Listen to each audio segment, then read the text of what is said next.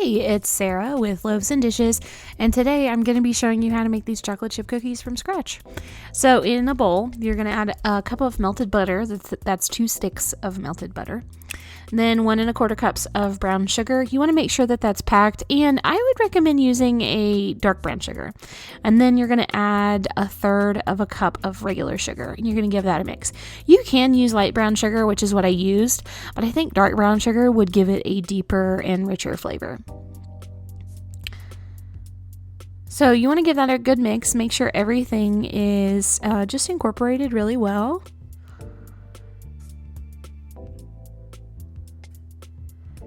And then you're going to add a tablespoon of vanilla extract.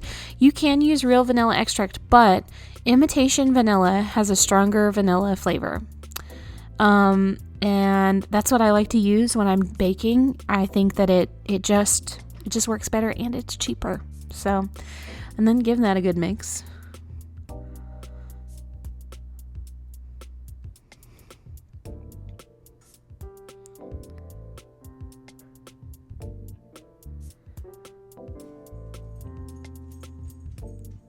I needed to just check the temperature to make sure that my eggs weren't going to cook. Then you're going to add 1 whole egg and 2 egg yolks.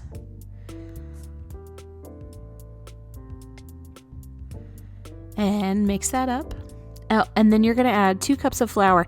Now, when I did mine, I did have to add extra flour. So if you mix your dough up, and you're going to add 1/2 teaspoon of baking soda. If you mix your dough up and it doesn't look like a cookie dough, add a little bit more flour, just until it forms, a thick dough. You don't want it, it's not going to be runny. You want it to, like, if you were to turn it out of the bowl, you would want it to hold its shape. I added 1/4 cup of flour at a time until it got to be the right consistency. Then you're going to add 1 cup of semi-sweet chocolate chips and 1 cup of milk chocolate chips. And honestly, you can measure the chocolate with your heart. If you wanted to add some like Hershey bars in there as well, that would be delicious. If you want more chocolate, add more chocolate. If you want less chocolate, add less chocolate. If you want to add some butterscotch or some toffee, do it. Really, once you get to that point when you're adding the chocolate chips, you could do whatever you wanted to the dough. I mean, you could add M&Ms. You could make any kind of cookie. That's a really good base for just a regular cookie. So then I scooped my cookies out onto my baking sheet, and I lined mine with parchment paper, partially because this baking sheet is really old and gross looking and I didn't want you guys to see it, but also partially because it helps with cleanup. So there's that.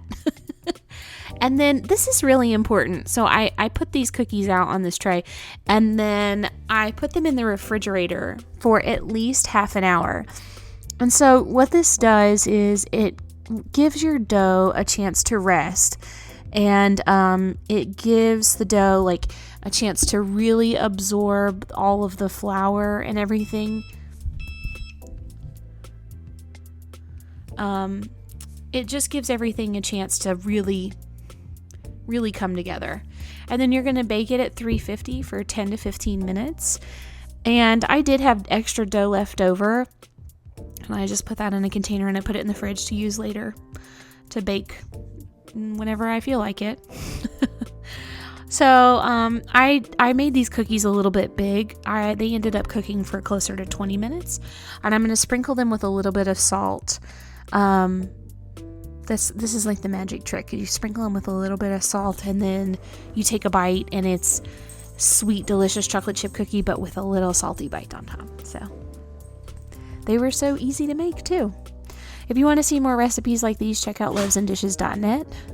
If you want to hear more from myself and my mom, we do have a podcast. It's called Dorks with Sporks, and you can find that wherever you listen to podcasts. Be sure to subscribe to our channel. We're putting out a new video every Monday through Friday, and you can follow us on Facebook at Loaves and Dishes for more. Thanks for watching.